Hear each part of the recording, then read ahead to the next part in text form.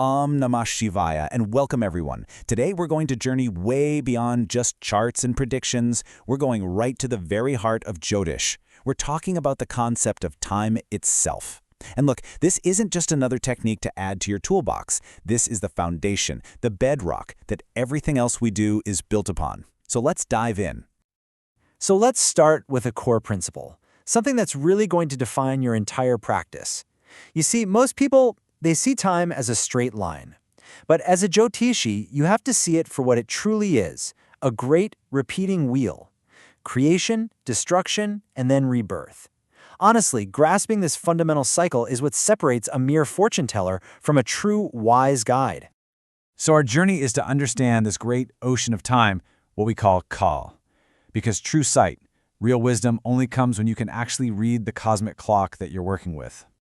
To understand time, we first have to go to its anchor point here on Earth. So we're going to begin our journey in the ancient city of Ujjain, the cosmic center. Have you ever wondered why? Why are our most sacred calculations, our panchangs, all centered on this one specific city? Why do all the great masters always reference this single point on the globe?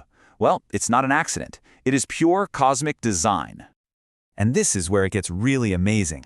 You have geography, astronomy, and deep spirituality all converging right here. Get this, the Earth actually wobbles a little on its axis, but Ujjain sits at the stable center point of that wobble. This makes it the perfect anchor. It's the spiritual and the mathematical zero point from which all of cosmic time is measured. Now, this little detail is not just for devotees. For a Jyotishi, this is profoundly significant. You see, most lingams face north to attract the energy of creation, but the Mahakaal lingam, it's totally unique. It is Dakshinavardhi. It's south-facing, pointing right toward the direction of dissolution, and that one detail reveals its true purpose.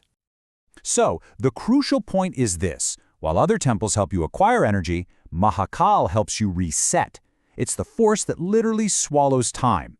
It takes all the karmic baggage you've been carrying around for lifetimes and just brings it all to zero, allowing you to begin completely anew. Okay, so now that we've anchored ourselves in space at that cosmic zero point, let's explore the two fundamental concepts of time in Jyotish. And trust me, this distinction is absolutely vital. First, you've got samai. This is time as pretty much everyone understands it.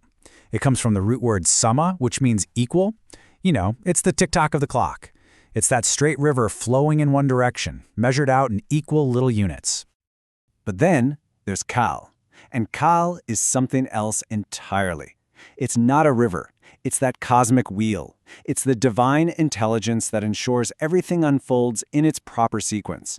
And its very name reveals its function. Ka for the creator Brahma, A for the sustainer Vishnu, and La for the dissolver Shiva. The entire cosmic process is contained right within that one word. So here's the core distinction. We experience our daily lives through samai, that linear ticking of the clock. But the universe and the soul's long journey, that operates on Kaal, the grand, repeating cosmic cycle. Your task as a Jyotishi is to look past the clock and learn to read the cosmic wheel. So let's zoom out, way out, and see how this grand cycle of Kaal actually unfolds. We're going to explore the four great ages, or the yugas. Think of this as the cosmic breath, the grand scale on which the entire universe operates. Now, these aren't just historical ages, they are recurring phases in a great cosmic cycle called a Mahayuga. And notice the pattern. Kali Yuga is 432,000 years. Dwapara is exactly double that. Treta is triple, and Satya Yuga is 4 times that length. Each one has a distinct energetic quality, a specific phase in the cosmic inhalation and exhalation. So in the Satya Yuga, the age of truth, Dharma stands firm on 4 legs, totally stable. But as the cycle turns, greed enters in the Treta Yuga, and one leg gets kicked out. Then violence enters in the Dwapara Yuga to fulfill that greed, and another leg falls. Finally, that brings us to the Kali Yuga, where Dharma is just teetering on a single leg, and the age is dominated by deceit and machines. But here's the promise of the Kala Chakra, the wheel of time. Even in the darkest age, a new beginning is absolutely assured. After the dissolution of the Kali Yuga, the entire cycle resets, and a brand new Satya Yuga dawns. This is cosmic law.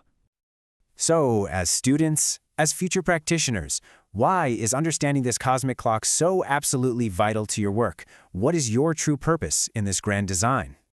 You have to remember this. To guide others through their own personal cycles of joy and sorrow, you must first grasp the great cycle of the cosmos that we are all a part of.